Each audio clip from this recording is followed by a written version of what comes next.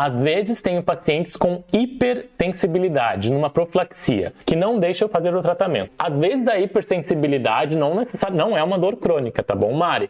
Mas a hipersensibilidade é algo que às vezes pode ser uma exposição de dentina, às vezes pode ser um paciente mais hipervigilante, tá? Mas geralmente essa hipersensibilidade pode ser algo dental mesmo, local ali periférico, às vezes uma hiperexposição de dentina, às vezes pouca proteção de esmalte, tá bom?